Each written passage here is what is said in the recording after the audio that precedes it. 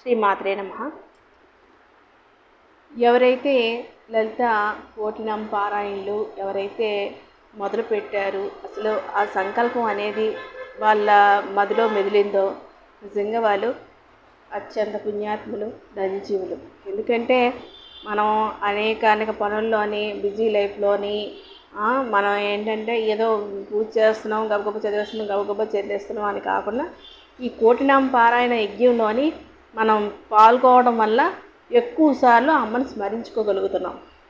వారు చేపట్టినటువంటి సంకల్పం వల్ల దానికి గాను వారికి కృతజ్ఞతలు, నమస్సుమాంజలు.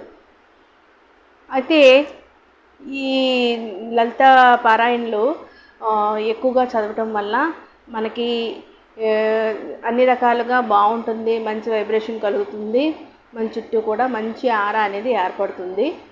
దానికి గాను అసలు ఈ లలిత పారాయణ అంటే ఏంటి, ఈ శ్లోకాలకు అర్థం ఏంటి అనేది కూలంకషంగా నిగూఢంగా తెలుసుకోవడానికి గాను నేను లాంగ్ వీడియో అంటే చేయడానికి అందరూ ఇష్టపడరు.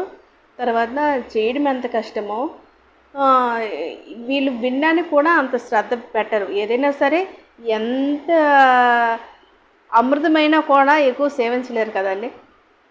ఎంత తీయనైన వస్తువైనా సరే ఎక్కువగా తినలేరు.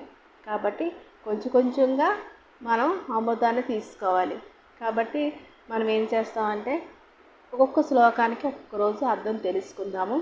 నేను అయితే దేవి భాగవతం నుంచి, తర్వాత చండీ సప్తశతి నుంచి నేను అవి చదివి అవగతం చేసుకొని నేను ఒక్కొక్క శ్లోకానికి అర్థం చెప్పదలుచుకున్నాను.